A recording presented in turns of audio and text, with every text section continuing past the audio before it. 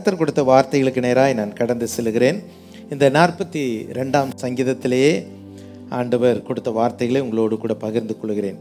இந்த சங்கீதத்தினுடைய பின்னணி என்ன அப்படின்னா, தாவீது தேவனை மிகவும் ஆர்வத்தோடு கூட வாஞ்சிக்கிறார். அந்த வாஞ்சையை எப்படி வெளிப்படுத்துகிறார் அப்படின்னா, ஒன்றுக்கு ஒப்பிடுகிறார். எதற்கு?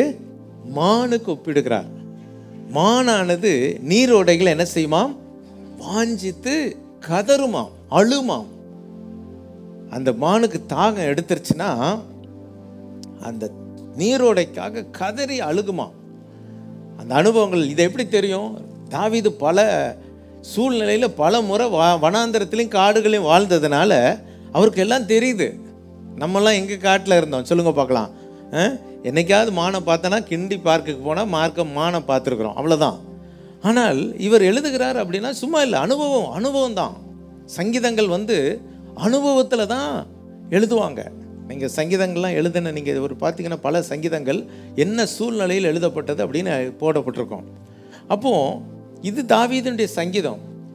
அப்போ பாருங்கள், அவர் சவுலால் தன்னுடைய மாமனாரால் துரத்தி விடப்பட்டு காடுகள்லையும் மலையிலையும் குகையிலையும் அவர் வாழ்கிறாரு. இவர் வாழும் பொழுது சில வேளைகளிலே அந்த வனாந்தரத்தில் இந்த மான் கதறுது பார்க்குறாரு. எதுக்கு கதறுது அப்படின்னு பார்க்குறாரு. அப்புறம் ஒரு நீரோடைய கண்டுபிடிச்சி அது அப்படியே குடிக்குது. அப்போ உடனே அவர் தன்னை கொண்டு வர்றார். மானானது நீரோடைகளை வாஞ்சித்து கதறுவது போல தேவனே என் ஆத்மா, என் ஆன்மா, மை சோல், என்னுடைய ஆன்மா உம்மை நோக்கி வாஞ்சித்து கதறுறது. அப்போ என்ன நடந்துச்சு அப்படின்னு பார்த்தா பாருங்க, 4ஆம் வசனத்திலே முன்னே நான் பண்டிகையை ஆசரிக்கிற ஜனங்களோடு கூட நடந்து கூட்டத்தின் களிப்பும் துதியுமான சத்தத்தோடே தேவாலயத்திற்கு போய் வருவேனே. இவைகளை நான் நினைக்கும் பொழுது என் உள்ளம் எனக்குள் உருகுகிறது. எதையோ நினைக்கிறாரு. அப்போ முன்னே அப்படின்னா இப்போ இல்லை, முன்னே அப்படி நடந்திருக்குது. அப்போ இப்போ எங்கே இருக்கிறாரு பாருங்கள். அந்த வசனம் சொல்லுகிறது, 6ஆம் வசனம், இவர் எங்கே இருக்கிறாராமா? யோர்தான் தேசம், அல்லது யோர்தான் தேசங்கிறது அடுத்த தேசம். ஜோர்டான்ங்கிறது இஸ்ரவேலுக்கு அடுத்த தேசம். அப்புறம் எர்மோன் மலை, அப்புறம் சிறு மலைகள், ஏதோ ஒரு மலைகளிலும் குகைகளிலும் அவர் ஒளிந்து கொண்டிருக்கிறார். காரணம் என்ன?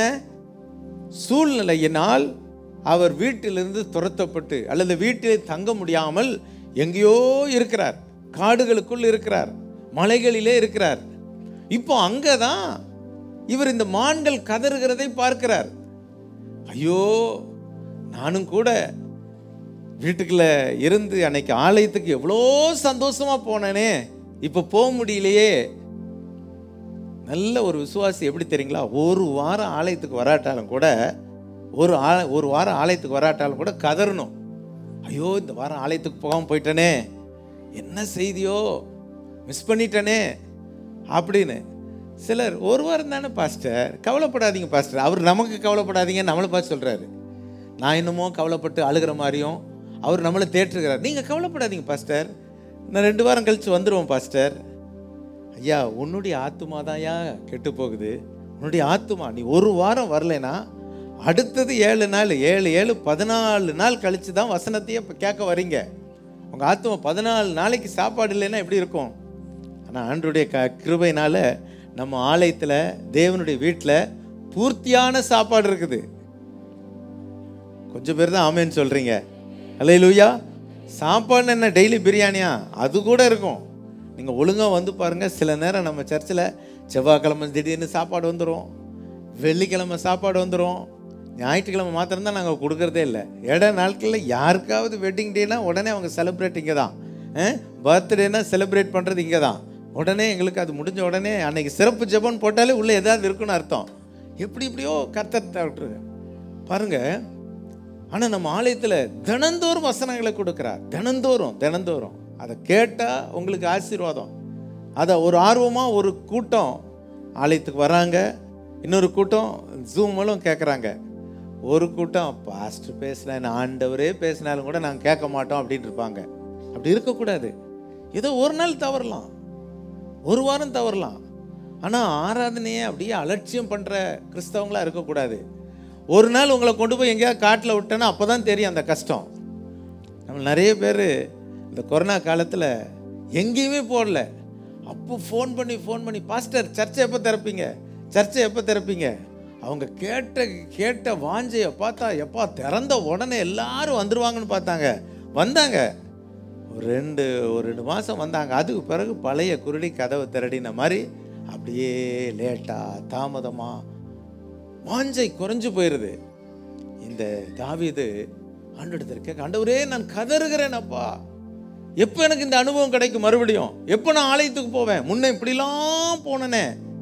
இப்போ யோசித்து பாருங்க, உங்கள் ஆதி கால ஆரம்ப காலத்தில் இருந்த உற்சாகம் இருக்குதா? என்ன நடந்தது? முந்தி மாதிரி கர்த்தரை துதிக்க முடியல, ஜெபிக்க முடியல, ஆர்வமாக வர முடியல. கடமைக்காக வர்றதா கடமையாக மாறிடுச்சு. கடமைக்காக போகணும் இல்லை, நமக்குள்ள உள்ள உற்சாகம் பெருகி கொண்டே இருக்கணும். இந்த சங்கீதத்தில் இவைகளெல்லாம் குறிப்பிடுகிறார்.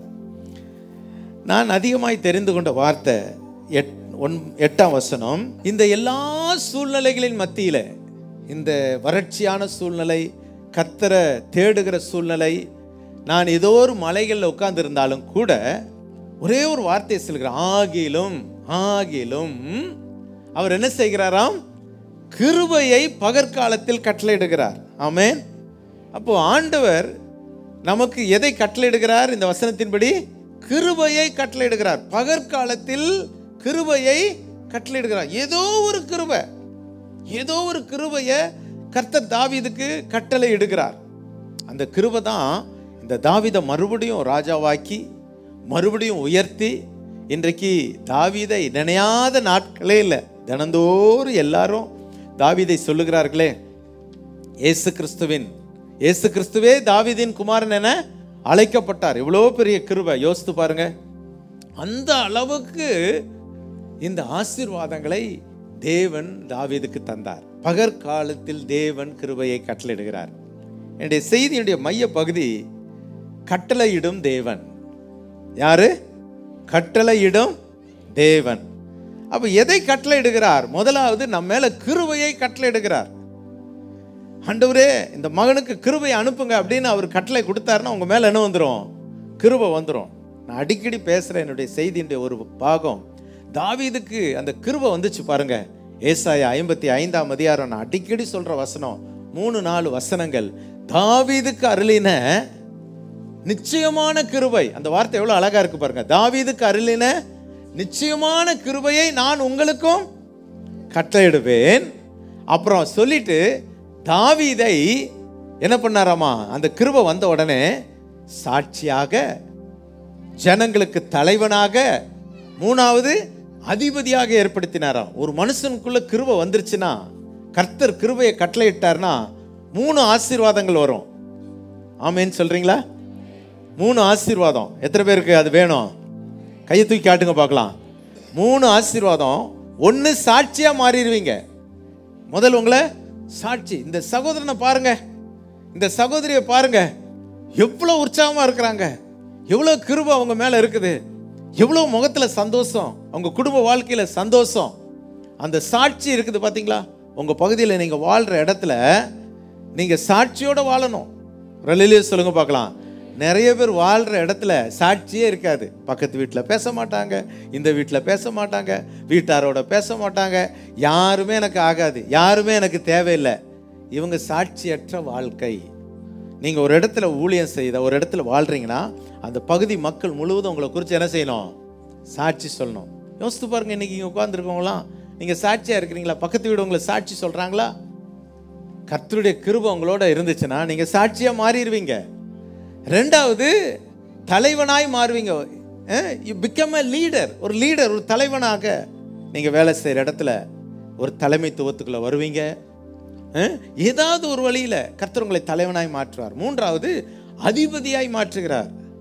ஆண்டவர் உங்களை ஒரு நல்ல ஒரு அதிபதியாய் மாற்றுகிறார். ஆகவே இந்த பகற்காலத்திலே தேவன் கிருபையை என்ன செய்கிறார்? கட்டளை இடுகிறார். எத்தனை பேருக்கு அந்த கிருபை வேணும்? ஆமென். ஆகவே நம்முடைய தேவன் கட்டளை இடுகிற தேவனாய் இருக்கிறார். இன்னும் அவர் என்னெல்லாம் கட்டளை இடுகிறார் அப்படின்னு பார்த்தனா, பாருங்கள், மார்க் எழுதின சுவிசேஷம் 1ஆம் அதிகாரம் 27ஆம் வசனம், லூக்கா எழுதின சுவிசேஷம் 4ஆம் அதிகாரம் 36ஆம் வசனம் வாசித்து பாருங்க. அடுத்தது கட்டளை யாரு கொடுக்கிறாரு? அசுத்த ஆவி. அந்த மார்க்ல நீங்க வாசித்தீங்கன்னா அங்க ஒரு தேவாலயத்துக்குள்ள ஒரு பிசாசு பிடிச்ச ஒருத்தன் உட்கார்ந்துருக்கான். தேவாலயத்துக்குள்ள பிசாசு பிடிச்ச ஒருத்தன் உட்கார்ந்துருக்கான். ஆண்டவர் அந்த அசுத்த ஆவியை பார்த்து போறியா போறியா அப்படிலாம் கேட்கல. போறியா போறியான்லாம் கேட்கக்கூடாது. அசுத்தாவியை பார்த்துட்டு கதையும் கேட்கக்கூடாது.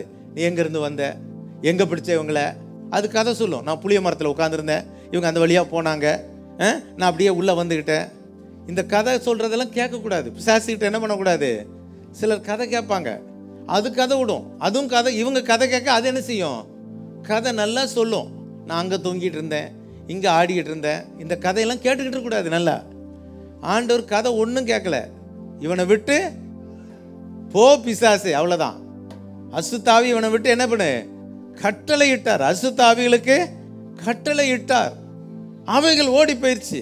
ரலிலியா சொல்லுவோமா? ஆண்டவருக்கு மகிமை உண்டாவதாக. ஆகவே அசுத்தாவிகளுக்கு சொல்லும் பொழுது அவைகள் போய் விடுகிறதை பார்க்கிறோம். விளைவு என்ன? லூக்கா எழுதின சுவிசேஷம் 8ஆம் அதிகாரம் 35ஆம் வசனத்தை வாசித்து பாருங்க.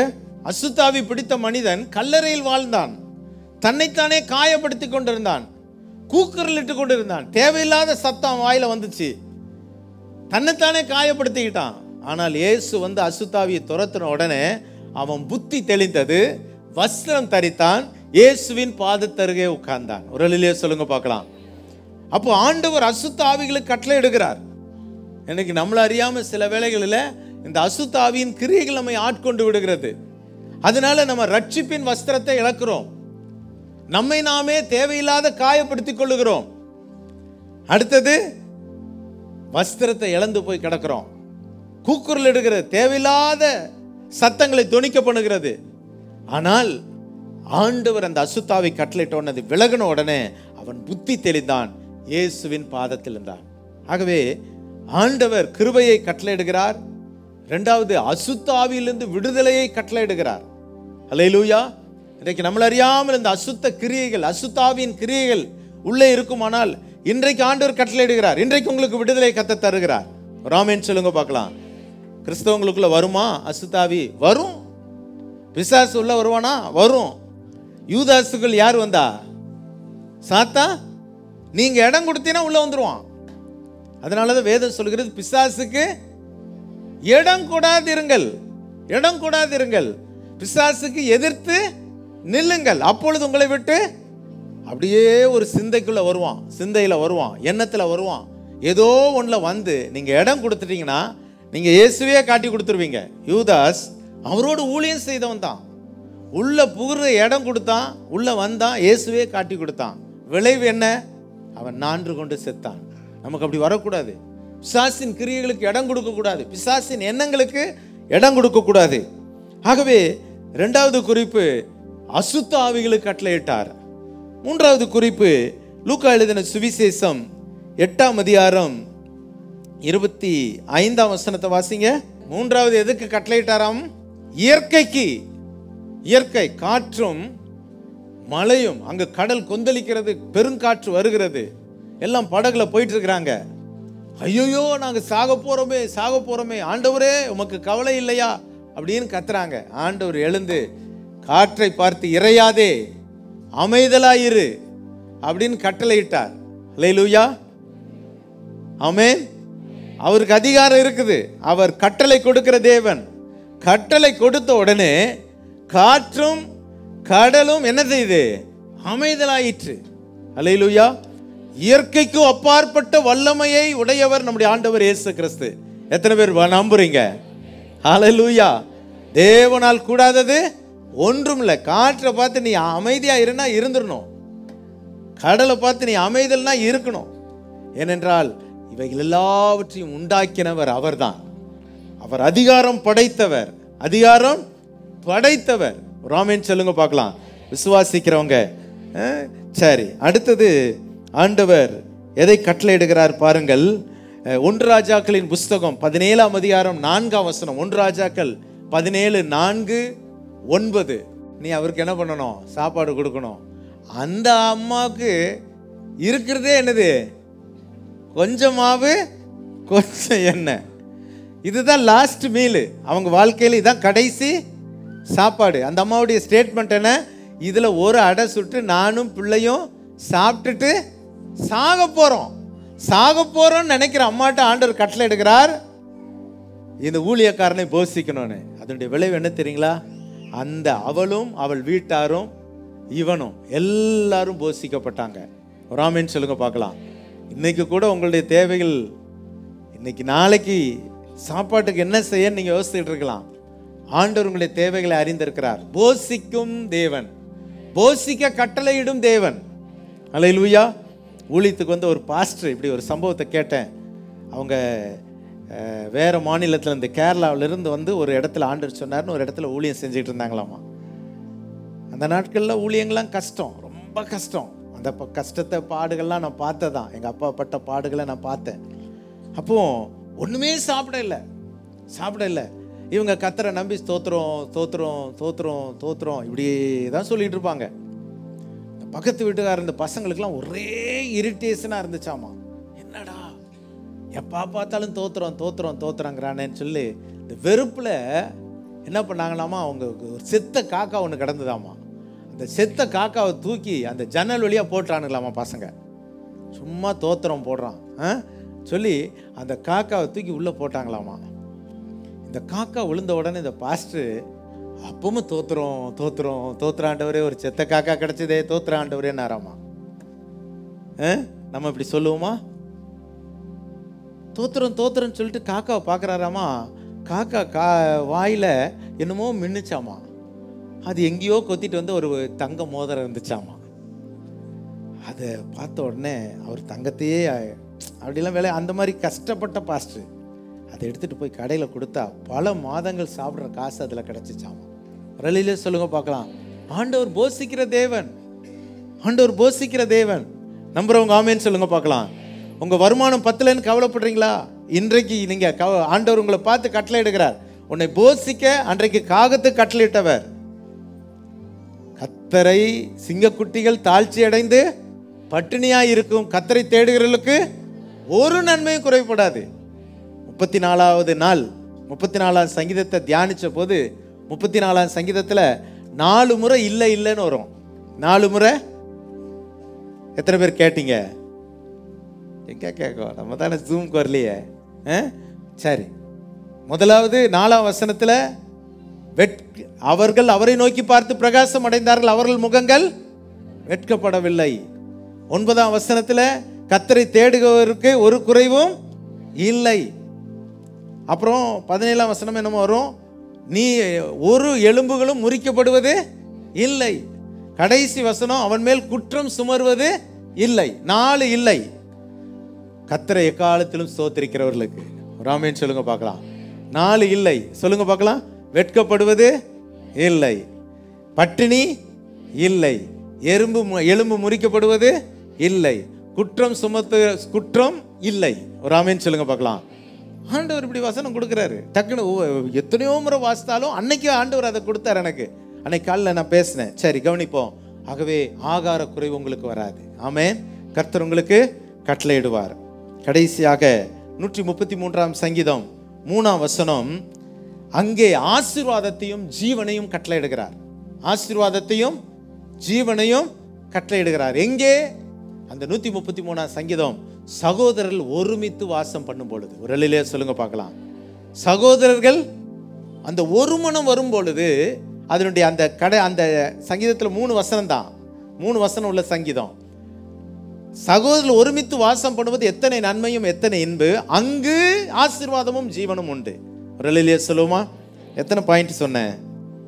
1 2 3 4 5 பாயிண்ட் சொல்லியிருக்கிறேன். அல்லேலூயா. அப்போ ஆண்டவர் எதெல்லாம் கட்டளையிடுகிறார்? கிருபையை கட்டளையிடுகிறார், அசுத்த ஆவியிலிருந்து விடுதலையை கட்டளையிடுகிறார், இயற்கைக்கு அப்பாற்பட்ட கொந்தளிக்கிற காற்றை பார்த்து இறையாதே அமைதலாயிரு என்று கட்டளையிடுகிறார்.